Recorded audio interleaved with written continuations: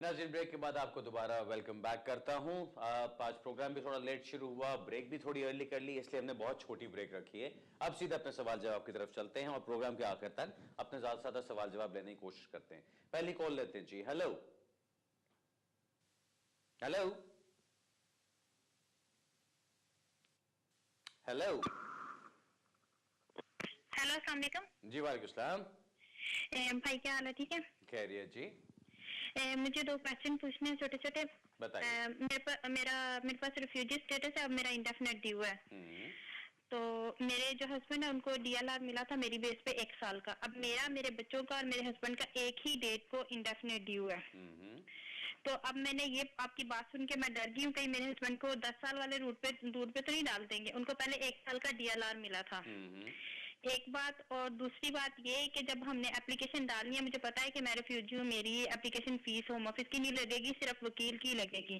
तो बाकी क्या मेरे बच्चों और मेरे हस्बैंड की फीस अलग से पे करनी पड़ेगी होम ऑफिस की या नहीं, या एक ही एप्लीकेशन में हम सबका काम हो जाएगा एक ही फीस में? और तीसरी बात ये कि मेरे हस्बैंड की कल जॉब चली गई है। अगर वो बेनिफिट अप्लाई करते हैं तो अब हमने अप्लाई करना इंडेफिनेट नेक्स्ट 2 मंथ्स में, तो उस पर क्या असर पड़ेगा? ओके चलें, ठीक है, मैं बताता हूँ जी। नंबर 1, आपको जो लीव दी जाती है, जब आपको खुद रेफ्यूजी स्टेटस मिला तो आपको 5 साल का रेफ्यूजी स्टेटस मिला था, जिसके बाद क्या आप इंडेफिनिट लीव के लिए अप्लाई कर सकती हैं। अब उसका मतलब ये होता है कि जिस डेट को आपका लीव खत्म हो रही है उससे 28 दिन पहले, उन 28 दिन के अंदर आपने एप्लीकेशन करनी है। 28 दिन से ज्यादा भी नहीं गुजारने और अपने वीजा की डेट भी नहीं गुजरने देनी, बिकॉज अगर आपकी डेट गुजर जाती है और कोई एप्लीकेशन नहीं की जाती तो वो आपको एक्टिव रिव्यू में डाल देंगे, जिसका मतलब है कि आपको अपना केस नए सिरे से दोबारा प्रूव करना पड़ेगा। अब बात आती है आपके डिपेंडेंट्स की कि आपके साथ डिपेंडेंट्स कौन कौन है। आपके बच्चे हैं, आपके हस्बैंड है। हस्बैंड को आपकी डीएलआर मिली 1 साल की, उसका मतलब ये नहीं कि उनको इंडेफिनेटली मिल जाएगी आपके साथ। डीएलआर जब उनको मिलती है तो उनको डीएलआर वहीं तक मिलती है जहां तक आपका स्टेटस चल रहा होता है, क्योंकि उसके अलावा उनको स्टेटस नहीं दिया जा सकता। सो आपका स्टेटस जहां तक है वहां तक उनको डीएलआर मिली। मेरा नहीं ख्याल कि आप उनके लिए इंडेफिनेट अप्लाई करेंगे तो उनको भी मिलेगी इंडेफिनेट। आपके बच्चों को आपके साथ मिलेगी, बिकॉज वो आपके साथ शुरू से चलते आ रहे हैं। जब आपने अप्लाई करना है, होम ऑफिस की फी कोई भी नहीं होगी। आप जो भी आपका वकील इस पे काम करेगा, बच्चे भी आपके डिपेंडेंट के तौर पे होंगे। आपको कोई होम ऑफिस की फी इसके ऊपर नहीं पे करनी। जो आपने एप्लीकेशन करनी है प्रोटेक्शन रूट के अंदर जाके, जो सेट प्रोटेक्शन रूट की एप्लीकेशन होती है वो आपने करनी है। और हस्बैंड की आपकी जो एप्लीकेशन होगी वो और होगी, उसके अंदर आपको एक डिफरेंट किस्म की एप्लीकेशन करनी पड़ेगी, जिसमें आपको उनको दिखाना पड़ेगा कि आपकी इनकम क्या बनती है, या आपको प्रोविजनल जो ट्रांजिशनल अरेंजमेंट्स में आना है, अगर आप उसमें आते हैं तो उसमें लेके जाया जा सकता है। अब ट्रांजिशनल अरेंजमेंट से क्या बात आती है कि अगर आपको डीएलआर पहले मिली हुई थी, क्या वो आगे कंटिन्यू की जा सकती है? जब आपको लीव मिल जाती है तो आप उनके लिए अप्लाई कर सकती हैं, चाहे आपकी इनकम ना भी हो, कुछ भी ना हो, आप उनके लिए उसी तरह से अप्लाई करें कि जी ये डीएलआर पे यहां चल रहे हैं, इनको वही एक्सटेंशन मिले, हमारी फैमिली लाइफ और सब कुछ अभी तक चल रहा है। उसमें उनको होपफुली 6 ईयर्स के रूट पे रखा जाएगा। अगर नहीं रखते और उनको 2.5 साल के रूट पे डाल देते हैं तो उसको आर्ग्यू किया जा सकता है कि जिनको डिस्कशन लीव 9 जुलाई से पहले मिली थी, इसलिए वही डिस्कशन लीव चलनी चाहिए, क्योंकि 9 जुलाई से पहले जब इनको दी गई थी डिस्कशन लीव 1 साल की, उस वक्त ये अंडरस्टैंडिंग थी कि इनको 6 साल के बाद इंडेफिनेट लीव मिल जाएगी। अगर वो अंडरस्टैंडिंग उस वक्त थी तो वही अंडरस्टैंडिंग कंटिन्यू होनी चाहिए। सो इसलिए उसमें तो मसला नहीं है। बाकी आपका जो लास्ट पॉइंट है बेनिफिट्स के बारे में, क्या आप अगर बेनिफिट्स लेते हैं, जॉब चली गई है, वो सारा कुछ, उसमें कोई प्रॉब्लम नहीं। जब आपके हस्बैंड को डिस्कशन लीव मिली, उनको उसके ऊपर बेनिफिट्स लेने अलाउड थे। आपको जब रेफ्यूजी स्टेटस मिला, आपको भी उसके ऊपर बेनिफिट्स लेने अलाउड है। सो अगर आपको कोई बेनिफिट्स लेने पड़ भी जाते हैं तो उससे कोई प्रॉब्लम नहीं होती, आपके इंडेफिनिट लीव पे उससे कोई फर्क नहीं पड़ेगा। So just to recap, main चीज, आप और आपके बच्चे इंडेफिनेट के लिए अप्लाई करेंगे, हस्बैंड को इंडेफिनेट अभी नहीं मिलेगा। आप लोग इकट्ठे अप्लाई करना चाहें कर सकते हैं, लेकिन हस्बैंड की एप्लीकेशन सेपरेट होगी, वो आपके डिपेंडेंट के तौर पे नहीं अप्लाई कर सकते। और जो आपके बेनिफिट्स की बात है, उसमें कोई प्रॉब्लम नहीं है। अगर आप बेनिफिट्स लेना चाहें तो ले सकते हैं, there is no issue with that. Alright जी, अगला सवाल लेते हैं। हेलो, अस्सलाम वालेकुम सर। जी वालेकुम, क्या हाल है सर? ठीक ठाक है सर? ठीक ठाक। सॉरी सर, मैंने आपको फिर ट्रबल दी। लास्ट वीक मैंने फोन किया था, लेकिन मेरा ख्याल मैं सही समझा नहीं पाया था आपको बात। प्लीज जरा मेरा क्वेश्चन सुन लीजिएगा तो फिर जवाब दीजिएगा। बुखारी साहब, सर दफ्तर में बात कर लिया करें ना, ऐसी कोई बात हो तो। अच्छा, सर बात ये है कि मैंने लास्ट वीक कॉल की थी, आपको बताया था कि मेरे बच्चों ने असाइलम किया था, 2 बच्चों ने, छोटे बच्चे हैं, हमने असाइलम नहीं किया था और उनका केस मोर देन 8 मंथ हो गया था, केस ओनर ने फैसला नहीं किया था। तो मैं केस ओनर के साथ काफी देर पूछता भी रहा कि कब फैसला आ रहा है, वो यही कि आगे पीछे। तो एनीवे हमने प्री एक्शन प्रोटोकॉल किया, उसके बाद उसका हमें लेटर आया कि 6 वीक में हम आपको डिसीजन दे रहे हैं, फुल डिसीजन व्हाटएवर जो भी वो देंगे, वो तो बात की बात है। तो एक्चुअली मेरा क्वेश्चन ये था एक कि जब अगर मेरे बच्चों को अगर वो दे देते हैं तो क्या वो हमको भी साथ देंगे या हमें उसके बाद फिर कोई एप्लीकेशन करनी पड़ेगी? एक्चुअली सवाल मेरा ये था क्योंकि हमने असाइलम नहीं किया, असाइलम केस बच्चों का था, मेरा केस था पहले ह्यूमन राइट्स का, तो वो मतलब वो खत्म हो गया था अपील, ये वो उसमें हमें नहीं मिला था चांस, उसके बाद बच्चों का असाइलम केस था। तो प्लीज इस पे जरा आप थोड़ी सी रोशनी डालना सर। ओके, ठीक है सर। ठीक है जी, मैं बताता हूँ जी, मैं जहां तक समझ सका हूँ उसको फिर बताता हूँ आपको। मैं फिर ये कहूंगा कि अगर कोई बहुत कॉम्प्लिकेटेड चीज हुआ करे, यहाँ पे ना क्लियर हो, तो मुझे दफ्तर में फोन कर लें या मुझसे दफ्तर में मिल लीजिए आके। वो एक कंसल्टेशन करना ज्यादा बेहतर होता है, बजाय से कि आप इंतजार करते रहें और फिर आप फोन के ऊपर यहाँ पे टीवी पे बहुत जल्दी जल्दी काम को करने की कोशिश करें। मैं सिर्फ इतनी बात आपको बता दूं, अगर आपके बच्चों ने अलहदा असाइलम किया और आपने असाइलम नहीं किया हुआ, सो आपका और उनका केस बिल्कुल सेपरेट है। अगर आपके बच्चों को कोई स्टेटस मिलता है तो आपको उसमें कुछ नहीं मिलेगा। ऐसी बात नहीं कि ऑटोमेटिकली आपको ज्वाइन कर दिया जाएगा और आपको भी स्टेटस दे दिया जाएगा, क्योंकि अगर ऐसी बात होती तो आपका भी असाइलम साथ बनता था। पहली बात तो ये, बच्चों को अगर स्टेटस मिलता है, अगर उनको कल को स्टेटस मिल जाता है और आपके पास कुछ नहीं है, तो आपको नई एप्लीकेशन करनी पड़ेगी जिसकी बेस पे जो बच्चों की बेस पे की जाएगी, जिसके ऊपर आपको स्टेटस मिल सकता है। लेकिन वो क्या होगी, वो उनके स्टेटस पे डिपेंड करता है। अगर उनको ह्यूमैनिटेरियन प्रोटेक्शन में रखा जाता है या उनको रेफ्यूजी स्टेटस दे दिया जाता है, तो फिर आपके बीच में कोई ना कोई कनेक्शन बन सकता है। अगर उनको डिस्क्रेशन लीव दी जाती है, तो उसके अंदर भी देखना पड़ेगा कि जी आपकी कितनी इन्वॉल्वमेंट बनती है या क्या होता है। सो आपका case is one of those cases जहां मुझे बहुत सारी इंफॉर्मेशन की भी और जरूरत है। आपकी जो पिछली एप्लीकेशंस क्या रही हुई हैं, क्या हुआ वह असाइलम किस बेस पे किया, कब आए, कब असाइलम किया, ये सारी चीजें उसमें देखनी है। सो प्लीज अगर आप मुझसे ऑफिस में बात कर लीजिए तो ज्यादा बेहतर रहेगा। मैं कभी शो पे, मुझे अच्छा नहीं लगता ये कहना, लेकिन मैं कोशिश करता हूँ ज्यादा से ज्यादा सवालों के जवाब देने की, लेकिन जहां पे वाकई इंफॉर्मेशन काफी ना हो तो मैं वहां पे जवाब नहीं दूंगा आपको। इसलिए बेहतर है आप मुझसे वैसे राब्ता कर लीजिए, I will try and get you an answer. लेकिन अभी जो मैं आपको चीज बता सकता हूं, जो आपने मुझे बताया, उसमें वही है कि बच्चों के साथ स्टेटस आपको खुद ऑटोमेटिकली नहीं मिलेगा। बच्चों को अगर स्टेटस मिलता है, आपको कोई ना कोई एप्लीकेशन करनी पड़ेगी उनके साथ स्टेटस लेने के लिए। अब वो क्या होगी, वो आपके डिसीजंस के ऊपर डिपेंड करता है और आपके पिछली एप्लीकेशंस के ऊपर डिपेंड करता है कि क्या चीज सूटेबल रहेगी। ऑलराइट सर, अगला सवाल लेते हैं जी। हेलो हेलो जनाब। जनाब मुझे एडवाइस लेनी है। सर एडवाइस नहीं, इंफॉर्मेशन दूंगा, अभी बताएं। हाँ जी, अच्छा ये हमारी आंटी है, शी 74। मैं क्रिंगटन से बात कर रहा हूँ, यासीन नाम है मेरा जी। ये उनका 4th विजिट है इधर, और इंडेफिनिट स्टे हो जाएगी या अप्लाई कर सकते हैं? किस बेस पे जी? जी किस बेस पे आप अप्लाई करना चाहते हैं? 74 है, एक ही बेटी है उनकी, वो इधर है। अच्छा जी, और कोई रिलेटिव नहीं है ना, उधर भी पैसे वही भेजते हैं। अच्छा जी, तो चलो ठीक है, आप बेस पर हो सकती है। आप बंद करें, मैं बताता हूं जी आपको। आपका सवाल बहुत ही एक जनरल डायरेक्शन में सवाल था, तो इसलिए मैं इस पे जो थोड़ी बहुत इंफॉर्मेशन मैं अभी दे सकता हूं आपको बता देता हूं। मैं ये तो नहीं आपको कहूंगा कि जी उनको इंडेफिनेटली फॉरेन मिल जाएगी उसके ऊपर, लेकिन मैं आपको इतना बताऊं, जो रूल्स चेंज हुए 9 जुलाई के बाद, उन्होंने डिपेंडेंट रिलेटिव्स की जो कैटेगरी थी उसको बिल्कुल चेंज कर दी है। पहले था कि अगर कोई 65 से ऊपर हो, आपके रिलेटिव्स हो वो, और आप उनको फाइनेंशियली सपोर्ट करते हो और आप सेटल्ड है यूके में और उनको अपने मुल्क में कोई लुक आफ्टर करने वाला नहीं है, तो आप उनकी एप्लीकेशन कर सकते थे। अब उन्होंने उस डिस्टिंक्शन को खत्म कर दिया है, यानी वो ओवर 65 और अंडर 65 की डिस्टिंक्शन खत्म कर दी है, और अब उन्होंने ये कहा है कि by reason of age, illness और डिसेबिलिटी, यानी इन 3 चीजों की वजह से कोई ना कोई उनकी प्रॉब्लम्स होनी चाहिए, जो कि इन 3 चीजों की में से किसी एक की वजह से, 2 की वजह से बनती हैं। अगर ऐसी बात है, आप फाइनेंशियली लुक आफ्टर करते हो, आप अफोर्ड नहीं कर सकते उनको अपने मुल्क में लुक आफ्टर करने के लिए, और वहां पे कोई और ऐसा नहीं है कि जो उनको लुक आफ्टर कर सके, ना सिर्फ फाइनेंशियली बट अदर कामों के लिए भी। अगर आप कहते हो कि जी वो 74 years old हैं, वो वापस जाके अपने मुल्क में नहीं रह सकती, वो अकेली होंगी, उनको कोई लुक आफ्टर करने वाला नहीं, तो आपको ये भी प्रूव करना पड़ेगा कि आप अगर कोई सर्वेंट भी रखें साथ तो वो उनको लुक आफ्टर नहीं कर सकता। आपको ये भी प्रूव करना पड़ेगा कि कोई ऐसे दूर के रिश्तेदार भी नहीं है, कोई ऐसे लोग नहीं है जो उनको वहां पे लुक आफ्टर करें।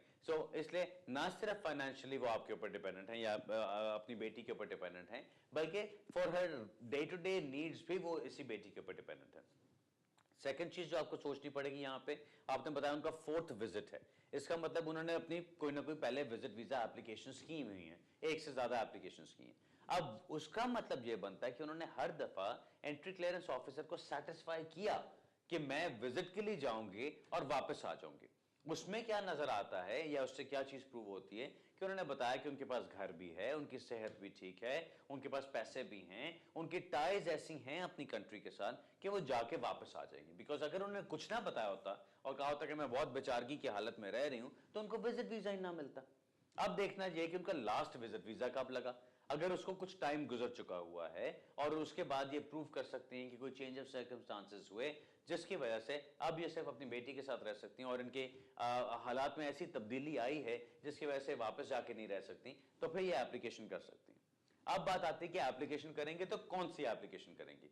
इमिग्रेशन रूल्स के अंदर तो अब इनकी कोई गुंजाइश नहीं। इमिग्रेशन रूल्स ने कह दिया कि अगर आपने अप्लाई करना है डिपेंडेंट रिलेटिव के तौर पे, यानी जो सेट एफ एप्लीकेशन होती थी, आप यहां से अप्लाई ही नहीं कर सकते, आपको वापस अपनी कंट्री जाना पड़ेगा, आप वहां से जाके अप्लाई करें। दूसरी सूरत में यह है कि जिस तरह हम डिस्क्रिप्शन लीव की एप्लीकेशंस डालते हैं, हम इनकी वो एप्लीकेशन डालते हैं कि जी नहीं, अगर रूल्स के तहत देखा जाए तो फिर तो ये रुक ही नहीं सकती, यहाँ पे अप्लाई भी नहीं कर सकती यहाँ से। लेकिन अगर रूल्स के बाहर इनको देखा जाए तो इनकी एप्लीकेशन बनती है, बिकॉज ऐसे कंपैशनेट सर्कमस्टांसेस हैं और ऐसी out of the ordinary situation की क्रिएट हो चुकी है कि इनकी यहां से एप्लीकेशन बननी चाहिए। अब ये मैं उन सब लोगों के लिए कह रहा हूं जो लोग सेट एफ एप्लीकेशन के खत्म हो जाने पे अफसरदा बैठे हैं कि अब क्या किया जा सकता है।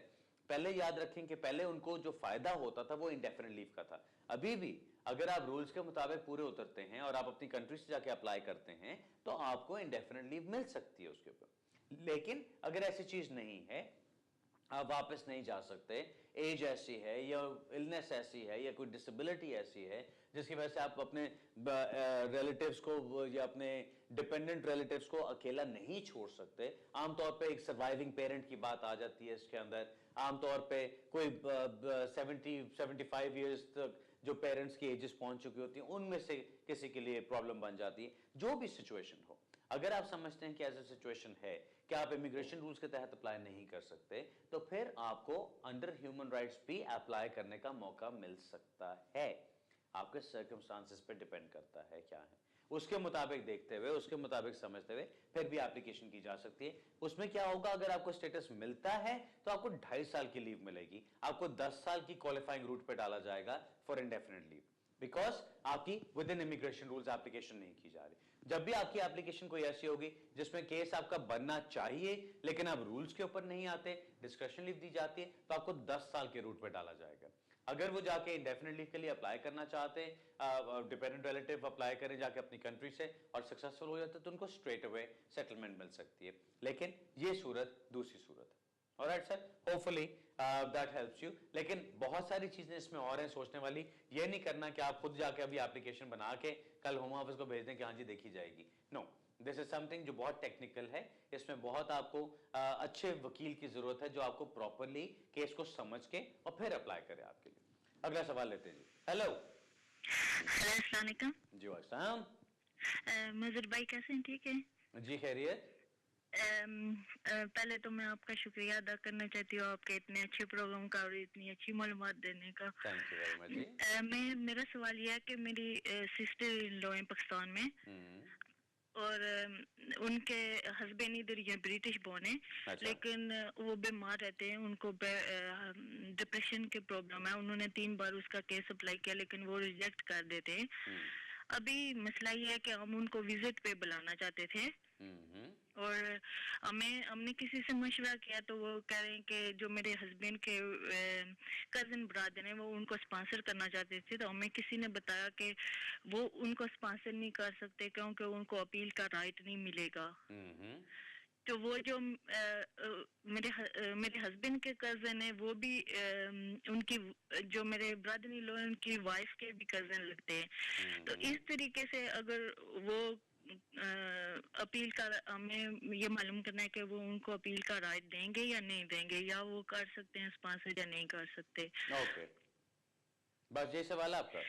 और दूसरा है कि अगर मैं भी मेरी डिस्क्रिप्शन लीव है और मेरा जनवरी में टाइम खत्म होने वाला है, मैं अपना केस अप्लाई करना चाहती हूँ और सब मेरे हस्बैंड को कहते हैं कि आप ना मेरी सिस्टर इन लॉ को भी स्पॉन्सर कर दें और मुझे भी एक टाइम पे दानू का केस डालें। तो अगर दानू का डालते हैं तो इसमें कुछ फर्क पड़ता है या वो एक साथ दोनों का दे सकते हैं? मेरी डिस्क्रिप्शन लीव भी आगे की अप्लाई कर सकते हैं और उसको भी स्पॉन्सर दे सकते हैं। क्या ऐसा हो सकता है?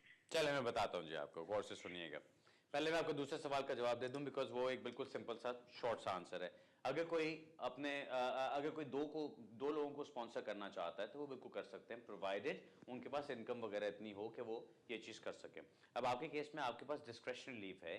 अब अगर आपके हस्बैंड ने आपको स्पॉन्सर करना है तो उसके लिए कोई मसले वाली बात नहीं है। आपकी डिस्क्रिप्शनरी लीव आगे चल रही है, आपने अपना रिलेशनशिप प्रूव करना है जिसकी बेस पे आपका आगे काम होगा। जो दूसरी एप्लीकेशन की आप बात कर रही हैं वहां पे उनको फाइनेंशियल स्पॉन्सरशिप देनी होगी। सो अगर वो भी करना चाहें तो दोनों कर सकते हैं, दोनों चीजें साइड बाय साइड की जा सकती हैं, उसमें कोई मसला नहीं, प्रोवाइडेड उनकी इनकम स्ट्रॉन्ग है। सो पहली बात का तो जवाब, दूसरी बात का तो जवाब ये हो गया। अब आपका जो पहला सवाल था कि जी कजन स्पॉन्सर कर सकता है कि नहीं, उस पर फुल राइट ऑफ अपील मिलेगा कि नहीं, आपकी जो सिचुएशन है उसमें क्या करना है। अब वो जो सिस्टर इन लॉ वहां पे हैं, पाकिस्तान में बैठी हैं, अब उनको रिफ्यूज किया जा रहा है। पहले उन्होंने 2-3 दफा अप्लाई किया, हस्बैंड यहाँ पर हैं, डिप्रेशन में हैं, सारा कुछ प्रॉब्लम है उनके, जो भी प्रॉब्लम्स। ये देखना है कि अगर आप उनके लिए विजिट वीजा के लिए अप्लाई करते हैं तो आप क्या कह रहे हैं। आप कह ये रहे हैं कि मेरी टाइज मेरी कंट्री के अंदर हैं, मैंने जाना है सिर्फ विजिट करके वापस आ जाना। दूसरी तरफ जो आपने पहले एप्लीकेशंस की उसके अंदर आपने क्या कहा कि मेरा हस्बैंड वहां पर है जिसके पास जाके मैंने रहना है और मैं परमानेंटली सेटल होना चाहती हूं। अब वो एप्लीकेशंस करने के बाद अब आप कहें कि अब मेरा इंतजाम कुछ और है या मेरी इंटेंशन कुछ और है और मैंने जाना है और मैंने शॉर्ट विजिट के बाद आ जाना है, उसका यकीन दिलाना मुश्किल होगा, स्पेशली जो रिफ्यूजल्स हुए पहले उसके बाद। अपील तो दूर की बात है, अपील का राइट मिलना ना मिलना किस चीज पर डिपेंड करता है। जो रेगुलेशंस आए इस एरिया में वो ये कहते हैं कि अगर आपके फैमिली मेंबर का रिश्ता आपके साथ ऐसा है कि कोई ब्रदर है, कोई पेरेंट है, कोई ग्रैंड पेरेंट है, अगर उस तरह के रिलेशंस हैं उसमें तो कोई इशू नहीं। अगर कजन्स की तरफ जाना है तो कजन्स के अंदर फर्स्ट कजन से दूर नहीं आप जा सकते। यानी ये नहीं कह सकते कि जी सेकंड कजन है, थर्ड कजन है। फर्स्ट कजन कौन होता है? मेरे फादर की सिस्टर, अगर उनका बच्चा है वो मेरा फर्स्ट कजन बनता है, या जो भी अगर पेरेंट्स में से किसी के भी सिबलिंग्स में से उनके आगे से बच्चे होते हैं वो आपके फर्स्ट कजन्स बनते हैं। अगर उनके बच्चों के बच्चे आगे से हो गए या कुछ ऐसा हो रहा है या दूर के और लोग हो गए या कजन्स के बच्चे आपको स्पॉन्सर करना चाह रहे हैं तो वो बात नहीं बनेगी, बिकॉज वो आपके दूर के रिश्तेदार बन जाते हैं। सिर्फ फर्स्ट कजन्स तक आप जा सकते हैं जो रेगुलेशंस के अंदर कवर्ड है। अगर आपने एप्लीकेशन करनी है तो पहली बात तो ये कि एप्लीकेशन के अंदर सारी इंफॉर्मेशन दे के अप्लाई करना है, कोई चालाकी नहीं करनी। चालाकी क्या होती है कि आप कोशिश करते हैं लोग कि अच्छा पहले हस्बैंड की तरफ से किया था, नहीं हुआ, रिफ्यूज हो गया, अब किसी थर्ड पार्टी स्पॉन्सर को साथ ले आते हैं, उसकी तरफ से करते हैं, पहले वाला बताने ना शायद पता ही ना चले। ऐसी बात नहीं है, उनको सारा कुछ पता चलेगा, उनके पास सारी इंफॉर्मेशन निकल आएगी। अब जब वो इंफॉर्मेशन निकलती है और आपने अपनी एप्लीकेशन फॉर्म में कोई चालाकी मारने की कोशिश की और उसको छुपाया तो आपके ऊपर पैराग्राफ 322 लगा दिया जाएगा जिसमें कहा जाता है कि जी आपने इंफॉर्मेशन विदहोल्ड की, आपने उनके साथ फ्रॉड करने की कोशिश की, आपने जान के मटेरियल फैक्ट्स को हाइड किया जिसकी वजह से आपकी एप्लीकेशन को रिफ्यूज किया जाए और अगले 10 साल तक रिफ्यूज कर दिया जाए। वो आप बिल्कुल उस तरफ नहीं जाना चाहते। मेरा मशवरा ये है अगर उन्होंने विजिट के लिए अप्लाई करना है तो साफ साफ बताएं उसमें कि मैं विजिट के लिए इसलिए जाना चाहती हूं कि मैं शदीद मजबूर इस चीज पे हो चुकी हूं कि मैं रूल्स के मुताबिक नहीं जा सकती। अब मैं रूल्स के मुताबिक जब तक ना जा सकूं मैं कम से कम हस्बैंड से मिलना तो चाहती हूं। मुझे शॉर्ट विजिट की इजाजत दी जाए, मैं वापस आ जाऊंगी। अब ये इंटेंशन प्रूव करने के लिए मेरा नहीं ख्याल कि वो जब अप्लाई करेंगे विजिट वीजा तो उनको वहां से वीजा इशू किया जाएगा, बिकॉज वो पुराने रिफ्यूजल्स देखेंगे, वो उसकी लाइन में उनको रिफ्यूज कर देंगे। राइट ऑफ अपील उनको मिलता है, वो यहां पर आती हैं। अगर कोई सही अक्लमंद सही किडनीज वाला वकील आपके साथ होगा तो वो जाके सही काम कर सकता है आपके लिए, उस केस को जाके प्रेजेंट कर सकता है। मैं ये नहीं कह रहा कि कोई अच्छा वकील जाएगा तो 100% केस आपका अलाउ हो जाएगा, फिर भी दिन पे डिपेंड करता है, जज पे डिपेंड करता है, मौसम पे डिपेंड करता है, जज साहब क्या खा के निकले उस पर डिपेंड करता है, किस मूड में है उस पर डिपेंड करता है। इन सारी चीजों को देख के फिर अपील का फैसला किया जाता है। सो मेरा कहने का मतलब सिर्फ ये है कि जब आप अप्लाई करें तो तैयारी करके पूरी इंफॉर्मेशन देके अप्लाई करें। अगर वो रिफ्यूज होता है, जो कि मोस्ट प्रॉब्ली होगा, तो अपील में जाएं और अपील में किसी प्रॉपर वकील के साथ जाके उसको कोर्ट में केस को प्रेजेंट करें। कुछ छुपाने की बात नहीं करनी, सब कुछ साफ साफ बताना और कहना है कि जी क्योंकि हम रूल्स के मुताबिक नहीं उतर सकते, पूरा नहीं उतर सकते, हम विजिट पे बुलाना चाहते हैं कि कम से कम आ जा तो सके, रहें वहीं पे, लेकिन कम से कम आ तो सके यहाँ पे, आके इनको मिल तो सके, जो इनका डिप्रेशन है वो तो दूर हो और वो जो बेचारी अकेली बैठी हैं वो तो चीज खत्म हो। इसके ऊपर काम हो सकता है, मैंने किए हैं पहले। अगला सवाल लेते हैं जी। हेलो जी, वालेकुम सलाम। बुखारी सर, 2 क्वेश्चन है मेरे। बताइए। मैंने 5 साल पहले अपने बच्चों के साथ असाइलम किया था यहाँ, तो मुझे उन्होंने मई में इस ईयर 3 साल की डिस्कशन ली दी थी बच्चों को और मुझे और वाइफ को। ठीक। अब मुझे क्वेश्चन ये करना है कि मैं आया उस पर ट्रैवल कर सकता हूँ पाकिस्तान और वापस आते कोई प्रॉब्लम तो नहीं होगी? और दूसरा क्वेश्चन मेरा ये है कि जब मैंने असाइलम किया था तो मेरी वाइफ की डेट ऑफ बर्थ गलत लिखी गई थी, तो क्या मैं अब उसको ठीक करवाने का क्या प्रोसीजर है? ओके, 2 क्वेश्चन है मेरे, प्लीज। ठीक है जी, मैं बताता हूँ। जो आपकी डेट ऑफ बर्थ वाली बात है जी, उसके लिए तो आपको एक एफिडेविट बनाना पड़ेगा, उनका ओरिजिनल बर्थ सर्टिफिकेट मंगवाना होगा और वो उस एफिडेविट के अंदर वो एक स्टैट्यूट डिक्लेरेशन होगा, उसके अंदर आप बताइए कि पहले इंफॉर्मेशन गलत दी गई थी, डेट गलत दी गई थी, ये आप बर्थ सर्टिफिकेट साथ लगा रहे हैं जिसके अंदर कि आप सही इंफॉर्मेशन देना चाहते हैं। अब वो पहले किसी एरर की वजह से हुआ या किसी के मशवरे से हुआ, क्या हुआ, वो तो आपको लिखना पड़ेगा वहां पे, लेकिन आपके जो स्टैट्यूट डिक्लेरेशन होगा उसके अंदर आप डाल के ये चीज को चेंज करवा सकते हैं, कोशिश कर सकते हैं। अगर वो नहीं मानते तो अनफॉर्चुनेटली वो आपको मना कर देंगे। वो ऐसा भी हो सकता है कि कई चीजों को नहीं मानते हो, कहते हैं कि नहीं जी जो हमारे पास डेट लिखी है हमने तो उसी के मुताबिक चलना है। अगर आपको ये डेट मंजूर नहीं है तो नए सिरे से सारी एप्लीकेशन करें, अपना केस प्रूव करें, because now you are saying कि ये बंदा ही कोई और है। सो एक तो इस चीज। दूसरी बात जो आपने पूछी कि अगर आपको डिस्कशन लीव मिली है, 5 साल पहले आपने असाइलम किया था, तो अब अगर आप ट्रैवल करते हैं पाकिस्तान तो कोई मसला तो नहीं है। जब आप असाइलम करते हैं तो आप कहते हैं कि आपको खतरा है, आप कहते हैं कि मैं वापस जाऊंगा तो मेरे मुल्क की अथॉरिटीज मुझे हेल्प नहीं कर सकती, मेरे मुल्क की पुलिस मुझे हेल्प नहीं कर सकती, मेरे लिए कोई और ऐसा एरिया नहीं है पाकिस्तान में या अपने मुल्क में जहां मैं जाके रह सकूं, इसलिए मैं आके असाइलम करना चाहता हूं क्योंकि मुझे परसिक्यूशन का खतरा है।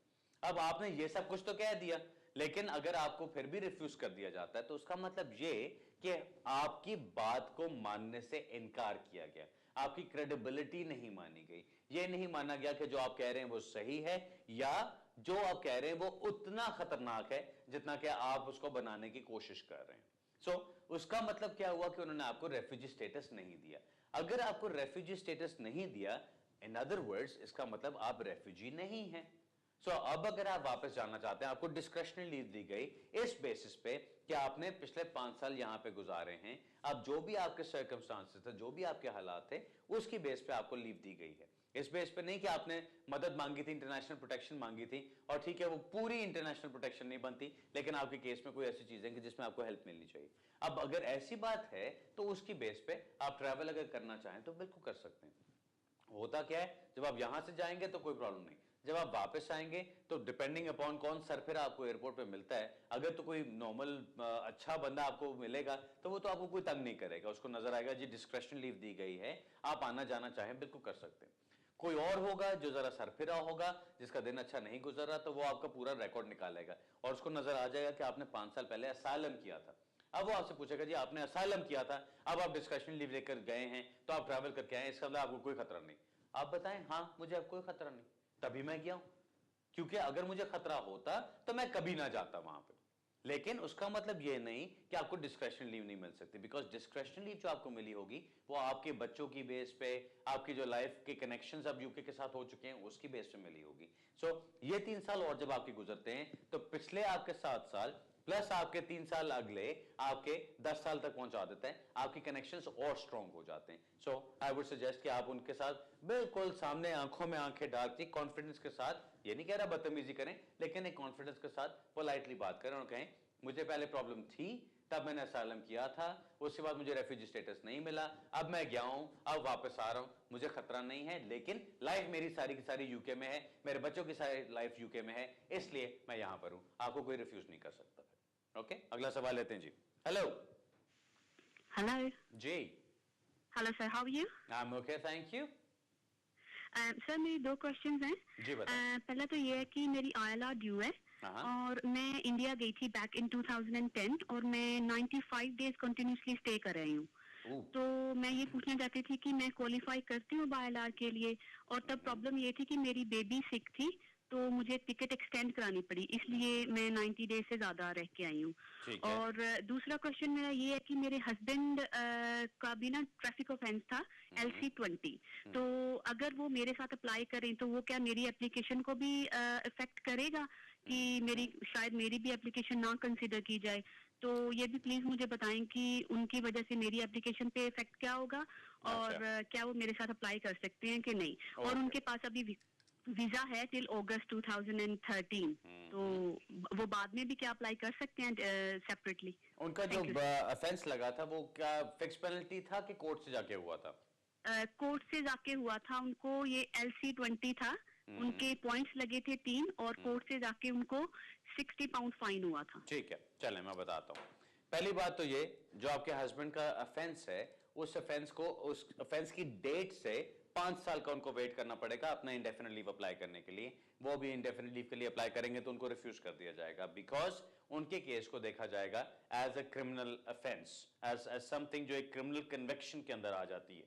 अगर उन्होंने फिक्स पेनल्टी उनको मिला होता, उन्होंने वहीं पे कर दिया होता, that would have been a different thing. लेकिन उनके जो पॉइंट्स हैं वो तो 4 साल के बाद हट जाएंगे लाइसेंस से, लेकिन जो क्रिमिनल ऑफेंस, जो क्रिमिनल कन्विक्शन उनकी बनती है वो 5 साल के बाद जाके स्पेंट होती है, जिसके बाद वो जाके अप्लाई कर सकते हैं। As far as your application is concern, आपकी एप्लीकेशन को उनसे कोई फर्क नहीं पड़ता, कोई फायदा नहीं होगा, बिकॉज आप जब अप्लाई करती हैं तो आप उसके अंदर अपने ऑफेंसेस के बारे में बताती हैं। आपके डिपेंडेंट कोई ऑफेंस हो तो वो आपने अलग बता के और उसमें अपने हस्बैंड के लिए अलग एप्लीकेशन करनी होगी, बल्कि इसमें तो आपने एप्लीकेशन करनी ही नहीं होगी, क्योंकि अभी आप बता रही हैं कि आपके हस्बैंड का वीजा है अगस्त 2013 तक, सो उनका तो अभी टाइम चल रहा है। आपका अगर उससे पहले ड्यू हो रहा है ILR तो आप उससे पहले अप्लाई कर सकते हैं। अब दूसरी बात आपकी कि आपने 95 डेज बाहर गुजारे। 95 डेज का ये याद रखें कि आपकी जो सेटलमेंट एप्लीकेशन होती है उसमें यह है कि आपके 180 डेज से ज्यादा एक कैलेंडर मंथ में नहीं होने चाहिए।